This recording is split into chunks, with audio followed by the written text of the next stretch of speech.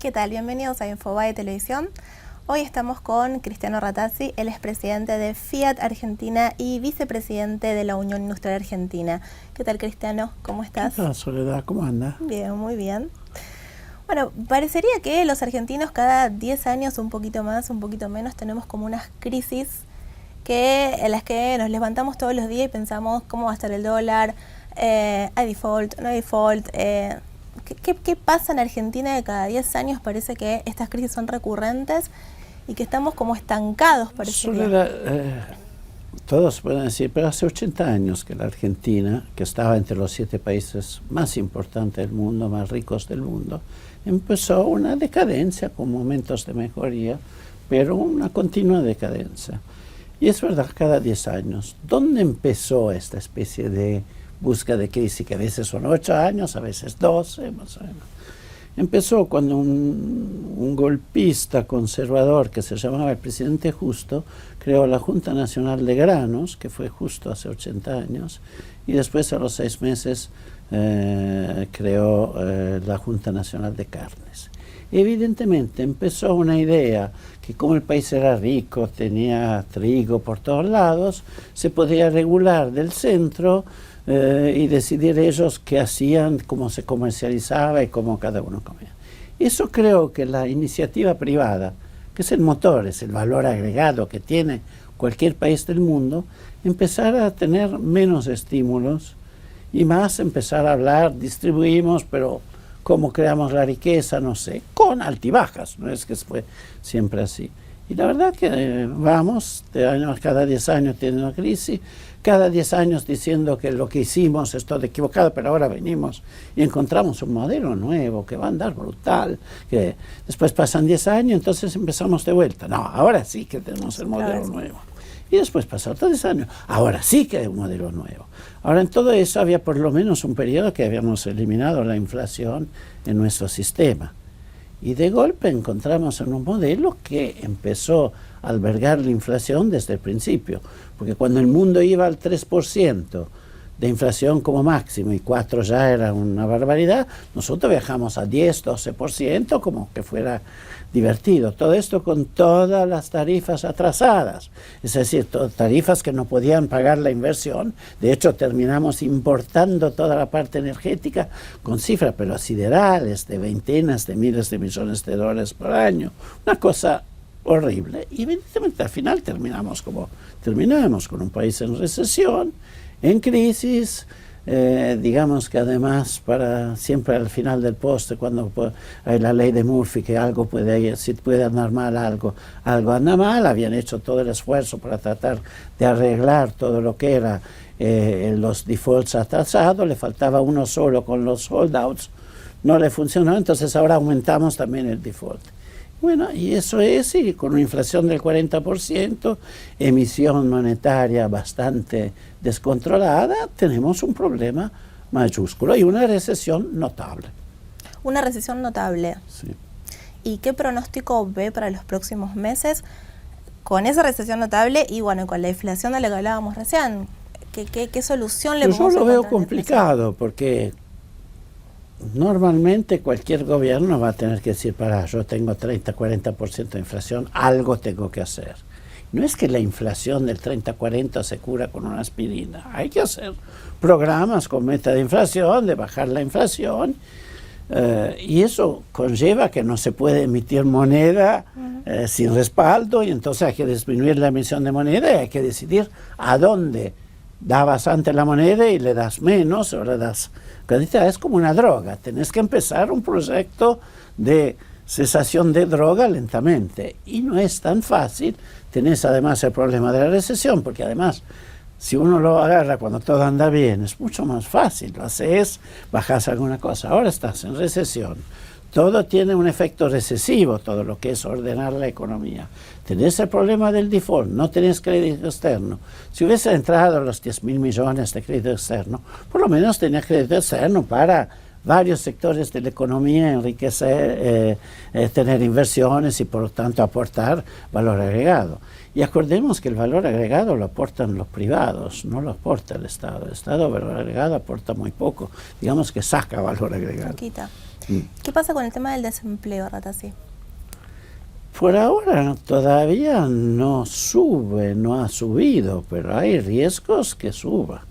Por ahora estamos, por lo menos en nuestro sector automotor, va todo por suspensiones, pero cuando nosotros suspendemos porque tenemos programas más bajos, hay que pensar que hay toda una serie de proveedores atrás que de golpe tienen, en serio, no es que pueden suspender, ven que le disminuyen las ventas y por lo tanto ellos también tienen que reducir la producción y por ahora, por lo menos en nuestro sector no hay fuerte cosa, pero si sigue una recesión tan fuerte o se aumenta, es muy posible que veamos también reducción de empleo. ¿Cómo se hace para lidiar con esta merma de ventas que hubo con el tema de los autos? ¿Qué medidas van a implementar? ¿Qué están haciendo? ¿Qué se puede hacer? A ver, Soledad, primero, Argentina puede ser un grandísimo exportador de autos porque tiene plantas y tiene, entonces hay que hacer competitiva la exportación de autos. Nuestra producción, 80% va a Brasil, no es que va al mercado local. Entonces hay que reforzar las exportaciones. Para reforzar la exportación, un plan de competitividad que presentamos que hay que sacar impuestos a la exportación. Los países que exportan no exportan impuestos. Nosotros exportamos entre 19 a 25% de impuestos, según la evaluación que hay. No se puede, hay que sacar todo ese impuesto a la exportación. Después van a hacer un arreglo con Brasil que justamente limita nuestra capacidad exportadora. Es decir, si nosotros ahora queremos poner 3 turnos y exportar hacia Brasil, Brasil está un poco en crisis, por lo tanto inmediatamente no, pero mi programa el año que viene va a ser un fuerte programa exportador. Me limita totalmente, limita la negociación, o sea, si no puedes exportar a Brasil, porque pusieron una regla con lo cual, que se llama el flex, inútil explicarlo, el flex dice que yo puedo exportar a Brasil hasta tanto.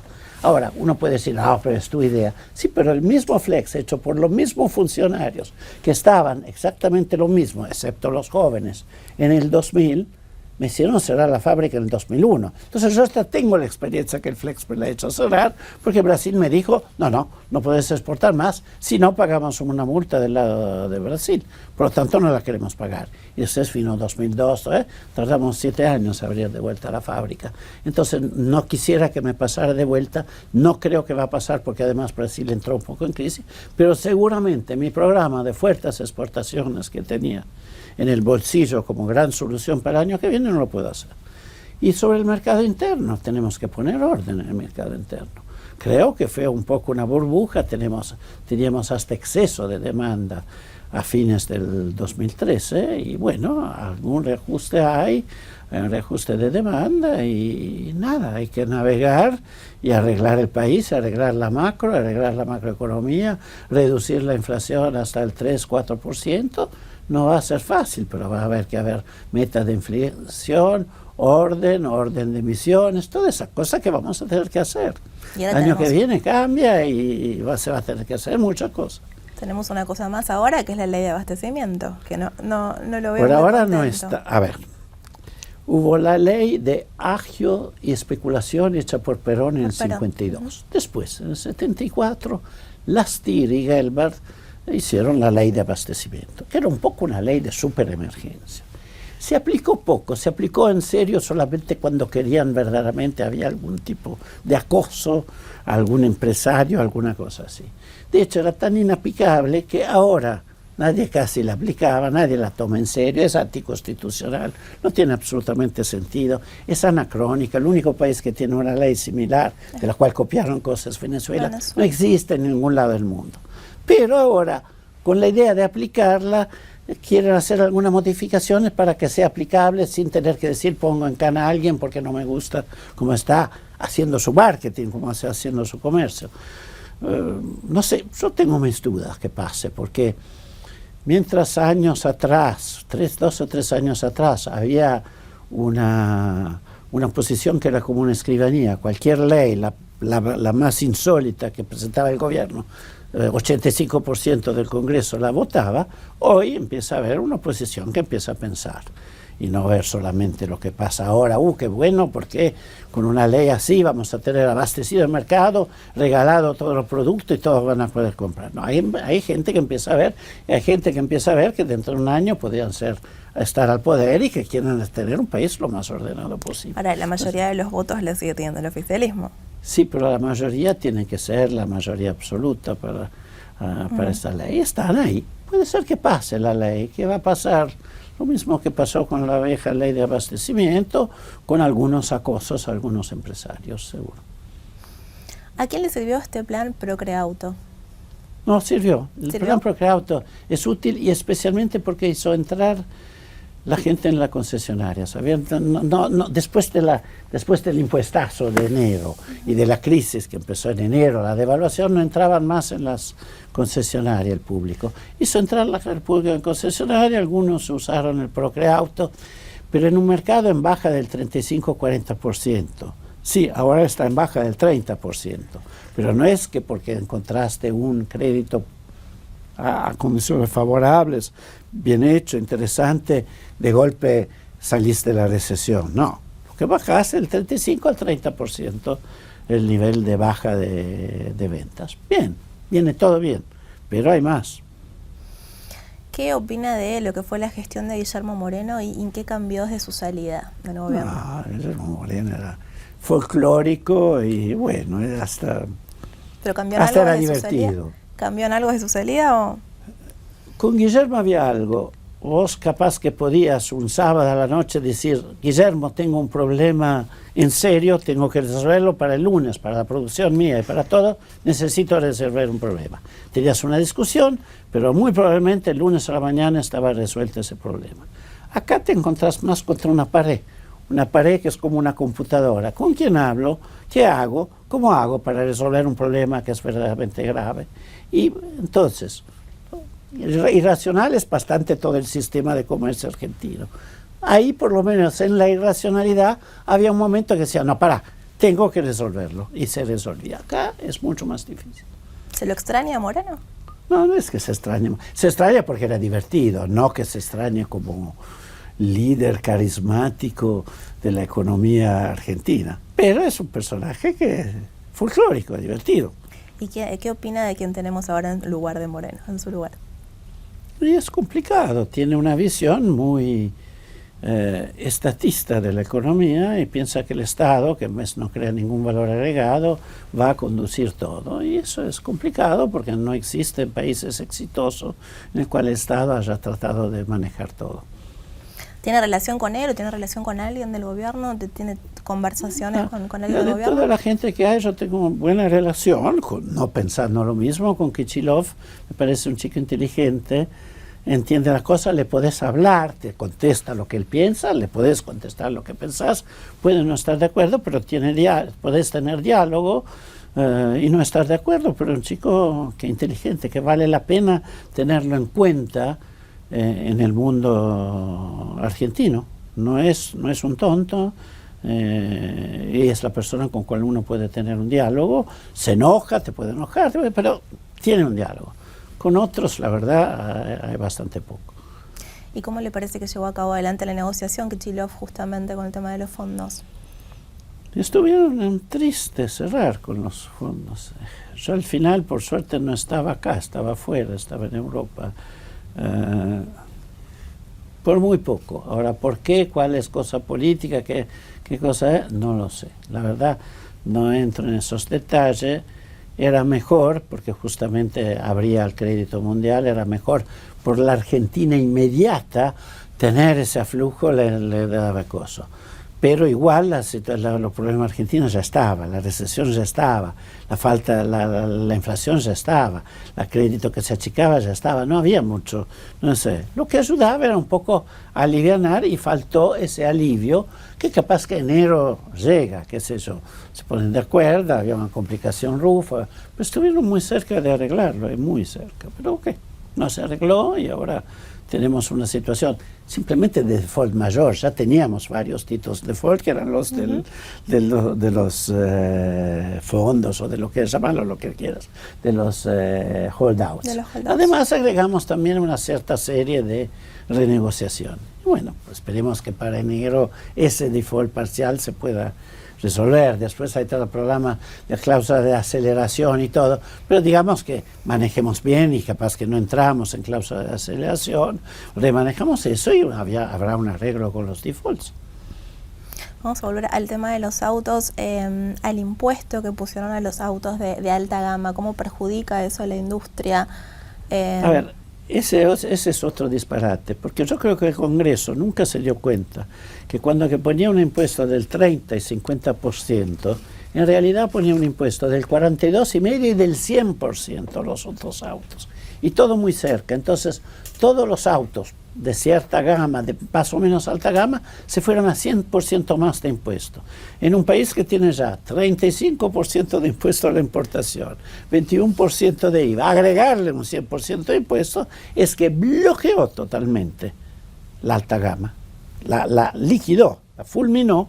Y además la gente empezó a no entrar más a la concesionaria, no sabía si pagaba un auto en el cual había un impuesto que era un disparate, auto que aumentaba el 100% de precio de un día al otro.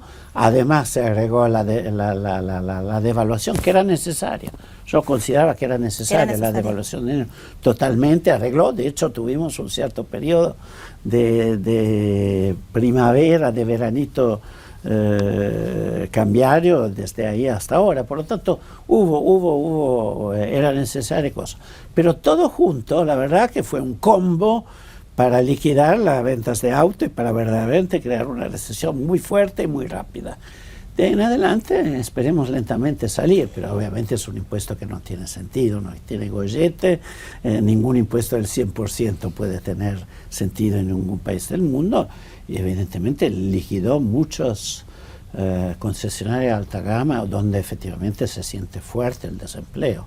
Todos los empleados de concesionarios de alta gama, que en general tienen más empleados por unidades de venta, porque justamente esa alta gama tiene mucho más empleados, eso van liquidando empleados a lo bruto. Ahora, ¿cuál de los candidatos a presidente cree que puede llegar a revertir toda esta situación? Todos, es solamente empezar a decir, ok, hagamos las cosas normales y serias. Entonces tienes que ver un poco los equipos que van armando con un poco de ideas nuevas, modernas, no las ideas del 2002 que hicieron de Argentina, este desastre de lo cual lentamente queremos salirnos. Entonces, sí, todos pueden tener posibilidad. Todo lo que digo, son 3 hoy que tienen votos, puede aparecer un cuarto, pero más o menos los votos se reparten entre 3 y algún cuarto siempre puede aparecer. Pero todos me parece que van a revertir. Todos están muy optimistas. Si vos ves las proyecciones a 2, 3 años en Argentina, son todas buenas. Todas tienen una sensación que son gente normal y seria con la cual podés dialogar, que entienden la inserción del país en el mundo. Casi todos entienden que existe un mundo y que estamos aislados y que tenemos que volver a comerciar del mundo, que el comercio es una actividad lícita, y la industria y el comercio son una actividad lícita y que hay que dejarlo que se desarrolle. Por tanto, soy bastante optimista sobre el futuro. Evidentemente, ahora tenemos un periodo todavía complicado, pero dentro de 1 año y 2 meses, 1 año y medio, ya vamos a tener nuevo presidente y probablemente un nuevo aire. Cuando llega un nuevo presidente, todos siempre piensan que va a pasar algo nuevo y algo diferente. Me parece que hay que ver un poco los equipos que arman, pero yo estoy bastante optimista. ¿Y quién le gustaría que fuera el próximo presidente de los candidatos Para que hay mí ahora? son indiferentes, admito que son indiferentes. El que mejor haga, y lo voy a estudiar a última vez. Yo soy alguien que votó por años Lilita Carrió, seguramente ella no va a ser presidente, pero mi voto fue a alguien de la cual tengo admiración y que es una persona complicada, pero admiro por varias cosas que ella tiene. Pero eso no tiene, sabemos que los candidatos son 3, los 3 tienen, y vamos a ver qué equipos arman, qué van a prometer, qué van a decir, qué van a hacer. Porque si todos dicen yo no voy a hacer nada, que está bien, que lo que se expropió, qué bueno que se expropió, no, hay que empezar a ver qué hacemos con la cosa. Digo por mi voto y por lo tanto, ¿cómo va a votar todos los argentinos? Porque al final mi voto vale como cualquier otro de 1 millón de personas. Ahora, ¿es optimista en el futuro, en el próximo semestre, en los próximos 6 meses? ¿Cómo lo ve al país? Lo veo complicado. De hecho, default confirmado, por lo tanto peor, una recesión que ya se había venido y no se estaba metiendo. Yo me acuerdo en octubre, noviembre, hablando a gente de gobierno, yo ya lo veía, que se veía esto, no es que tenía alguna duda. Me reía cuando yo le pasé la presidencia a DEFA, que era el 15 de octubre, digo, te dejo una DEFA al pobre presidente de Ford. Y digo, te dejo una presidencia extraordinaria, tenemos récord de ventas, récord de exportación, récord de producción. Y yo ya veía que los datos para noviembre, diciembre, enero, febrero empezaban a la baja, diciendo, por favor no me arruines joyita que te dejo en fea condición. Se reía Enrique Alemania, se reía, pero se veía ya que se estaba preparando el tormentón. La verdad que el tormentón lo empeoraron con el impuesto. Lo empeoraron que en vez de empezar a hacer algo por la inflación, dejaron que creciera. Lo empeoraron con varias cosas. Pero ¿qué? Hay que aguantar el tormentón y después va a venir el sol. Ahora, ¿es necesario un cambio de política económica o solo un reajuste? A ver, no se sabe bien porque qué es cambio de política económica. Seguramente si queremos hacer más estadismo, nos estamos equivocando. Pero no es que hay estadismo en serio. Es obvio que se tiene que volver a un dólar único, normal, que todo el mundo tiene. Toda esa especie de varios dólares.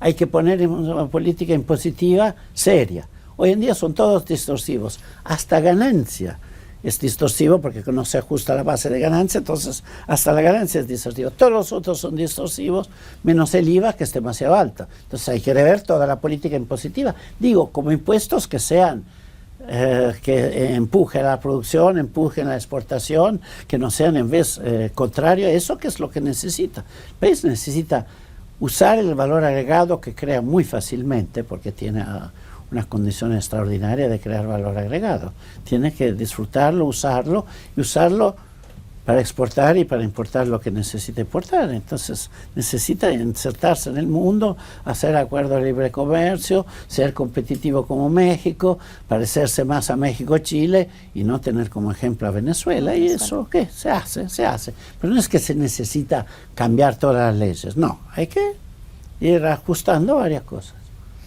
¿El primer gobierno de Cristina fue mejor que esta última parte por lo menos? La verdad no sé, seguramente el final, cuando estás en recesión, siempre no es... hay un dicho que dice, la victoria tiene 1000 padres, la derrota es huérfana. Cuando entras en una recesión que se pone bastante pesada, nadie es el padre del modelo de recesión. Todos son padres de, ¡ay, qué éxito, seguimos creciendo! Yo creo que el modelo era soja, y efectivamente la soja triplicó de precios desde que se fue de la Rúa hasta ahora. Ahora está un poquito más bajita y eso fue el principal motor del modelo. Ahora, si uno antes o después, no. Tenemos que volver a ser un país normal, serio, en el cual comerciar es lícito, vender y comprar es lícito, exportar es virtuoso. Los productos tienen valores internacionales iguales a todo el mundo, y no hacer inventos raros, y eso se hace bastante fácilmente. Lleva un cierto tiempo la inflación, eso lleva tiempo y esfuerzo, porque tenemos una inflación prácticamente desbocada. Y en la época de Néstor, comparando también el gobierno de Cristina con el de Néstor, ¿qué diferencia hubo también entre el gobierno de Cristina y el de Néstor puntualmente? A ver, hubo un comienzo con un enorme superávit fiscal y un enorme respeto del superávit fiscal, que es un poco lo que pasa a todos estos gobiernos cada 10 años. Si vos ves la historia, que siempre por problemas externos, por problemas de cambio, por exceso de gastos, pero al principio tienen superávit comercial porque viene de una crisis. Tienen superávit fiscal importante. El comercial no tiene tanta importancia, aunque algunos le den mucha importancia. Pero tiene superávit fiscal muy importante. Y se mantuvo por años con superávit fiscales muy importante. Hay que acordarse que Néstor hasta el 2006 a los empleados públicos aumentos prácticamente no existían. Entonces el superávit fiscal se mantenía, una tensión enorme a las cuentas, y después la verdad que ese superávit fiscal empezó a relajarse. Y ya en 2006-2007 tanto superávit fiscal no había, hasta empezaba a haber déficit. Entonces, ¿qué empezaron a hacer? ¿Dónde puedo encontrar la plata? Me llevo toda la plata de la GFJP, muy bien. ¡Pluc! Y cargaron al público, llegando a 4 millones que habían dicho, me quiero quedar la FJP, en el cual se llevan la plata, con el acuerdo general de la oposición. No es que la oposición decía, qué lindo, nos llevamos la plata ahí, porque capaz si yo gobierno tengo la plata de esto, que por qué tienen que ser de privados, me la llevo. Y entre tiempo seguía deteriorándose el superávit fiscal hasta ser un fuerte déficit fiscal. Y bueno, esto te diría, es la historia de todo el gobierno, no Néstor o Cristina o lo que sea.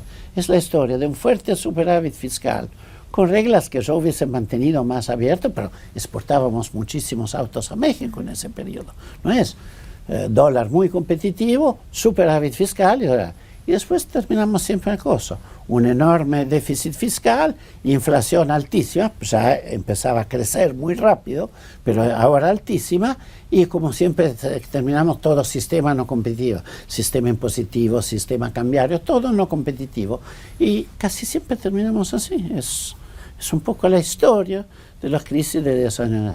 Lo bueno es que ahora no hay ninguna posibilidad de golpe. Lo que estamos hablando ahora es siempre transiciones democráticas. Aunque la del 2002 a mí me deja alguna duda, pero es una duda mía personal de cuán democrática fue, pero en general tenemos transiciones democráticas y eso es importante. ¿Cree que hubo un golpe? En el 2002. ¿Y quién lo hizo? Un poquito. No vale la pena tanto mirar al pasado, no soy de mirar mucho al pasado. Pero hubo un golpecito, algunos hasta del mismo partido del presidente que en ese momento estaba.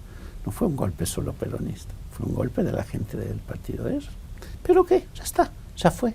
Ya la historia hizo eso, especificación asimétrica, inventos absurdos, pero ya está. Ya está, vamos adelante a cosas nuevas. ¿Qué le parece que tengamos un vicepresidente que esté procesado y que siga en ejercicio? ¿No nos deja mal parados frente al resto del mundo? ¿Te parece que no nos hemos cuidado mucho de lo que piensa el resto del mundo en los últimos años?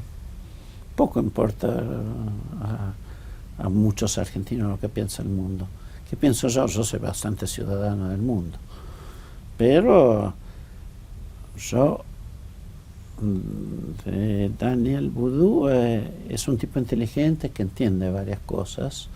Hubiese preferido que aportara al bien del país y no que terminara multiprocesado y obviamente no ayudando mucho al país. Estamos en un gobierno corrupto. ¿Cómo ve el tema de la corrupción? Mira, a ver, yo por alguna razón, mundo entero, lo que es público, por eso yo estoy muy acuerdo, donde está el público hay corrupción. Pero en el mundo entero, en países enormes, el público no hay una doña Rosa a controlarlo de cerca, entonces hay corrupción. Ahora, hay castigo muy fuerte en Brasil.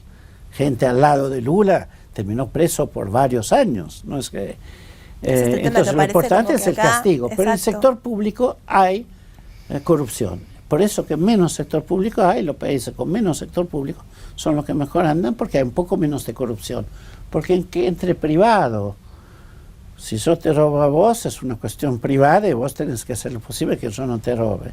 Con el público es como un flan enorme, sin nadie en serio, en cual la corrupción es más fácil. Pero bueno, es un problema. Lo que sí no acepta es, ese era más corrupto del otro, ese no.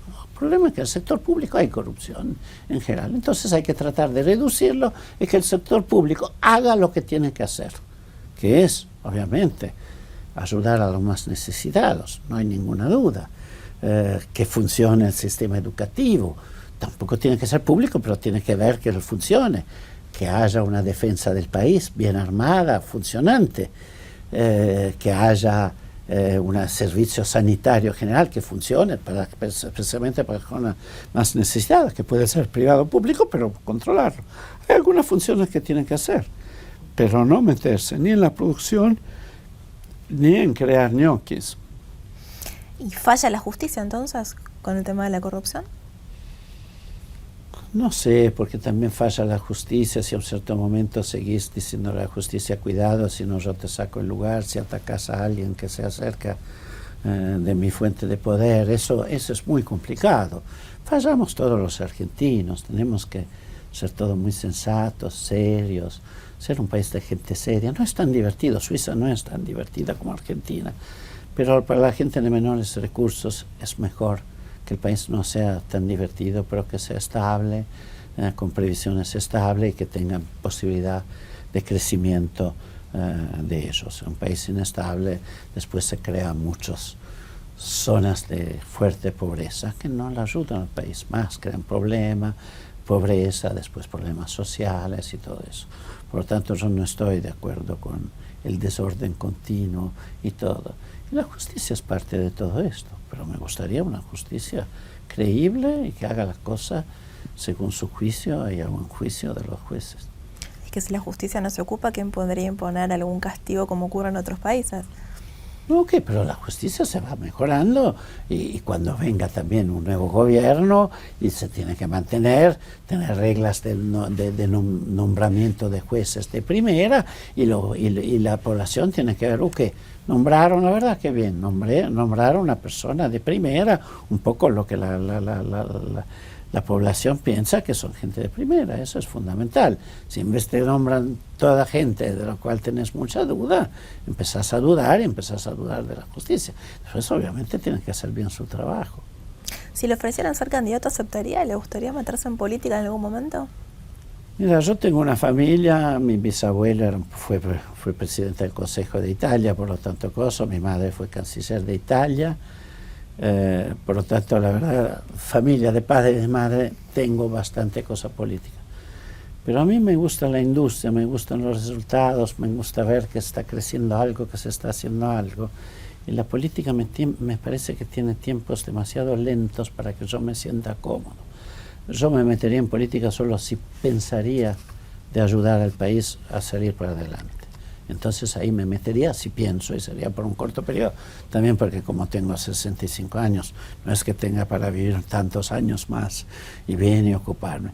Pero sería solo para ayudar porque dice, mira, necesitamos que en este sector, por ejemplo en economía, arreglemos bien la economía. Perfecto, a ver cómo podemos hacer cosas. Pero ponerme en sí en política tendría que ser verdaderamente alguien que me diga, por favor, necesitamos que estés, y si no, como nadie me lo va a decir, no tengo ningún problema decir que no me interesa, me gusta ver la cosa que crece, me gusta la producción, me gusta hacer cosas, me gustan volar, me gusta manejar autos, me gusta correr autos. Entonces no eso. Ahora, si me necesitaran en serio, con un programa en serio, si mirara que digo, a mí me dice, hay que hacer la reforma impositiva, me ocupo y hay que ocupar de instalarla, bueno, muy bien, hagámosla.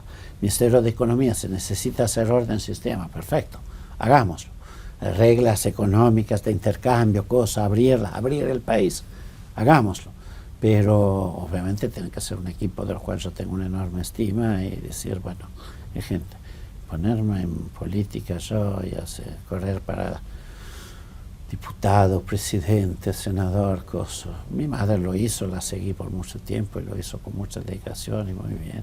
Y era canciller de Italia, que es nada menos. Nada menos. Por lo tanto, ¿quién le parece que fue uno de los mejores o el mejor ministro de Economía que tuvimos? Eso es difícil. Ministros de Economía en el mundo normalmente desaparecen y nadie sabe quién son. Lo que uno ve, quién fueron los mejores presidentes. Seguramente Frondizi, a dicha de todo, es una persona que efectivamente llevó a adelantar a Argentina en un periodo difícil, sin decir, pero llevó a adelantar, a abrir el país, a abrir el mercado petrolero, a abrir la industria automotriz. Por lo tanto, digamos, Frondizi, además está bastante allá en el tiempo para no crear polémicas, pero Frondizi fue seguramente un buen presidente. Si lo tuviera Cristina enfrente y le pidiera un consejo, ¿qué consejo le daría a Cristina? No creo que me lo va a pedir, por lo tanto no vayamos, como dice, en abstracto. Pero usted se Pero que deje el país más manejable posible al que viene a futuro. Que ayude ahora, ya desde ahora, que la transición sea muy buena, que ya prepare la transición. Que no vaya para de un lado para otro, una ley de desabastecimiento, tratar de aplicar a una empresa la ley de terrorismo, que por suerte ahora se la retiraron esa posición, que traten de hacer un país normal, que empiece ya a luchar con la inflación, que empiece ya a luchar para insertar el país en el mundo, que empiece ya a proponer impuestos no distorsivos, que empiece ya el trabajo, que después va a seguir el que viene después. Hablábamos recién de la ley antiterrorismo. ¿Cree que lo que pasó con la imprenta Donald puede llegar a hacer que las empresas se asusten a lo mejor a la hora de querer invertir acá o que empiecen a irse? Que se asustan, no hay ninguna duda, porque yo tengo mucho contacto con el exterior, que se asustan seguro. Tanto es así que enseguida hoy dijeron, no, nos equivocamos, no es verdad, no hay nada, no hay ley de terrorismo, perdón, por tanto. Ya está, esto ya está superado. Ahora que afuera nos miren con admiración, con todo lo que hacemos, y qué país ordenado que es, y cómo crece, no es exactamente la visión al exterior de la Argentina hoy en día. Bueno, Cristiano Rattasi, un placer haberlo tenido con nosotros hoy en Infobae TV. Bueno, muchas gracias, Soledad, y hasta pronto. Hasta pronto y muchas gracias por estar ahí. Adiós.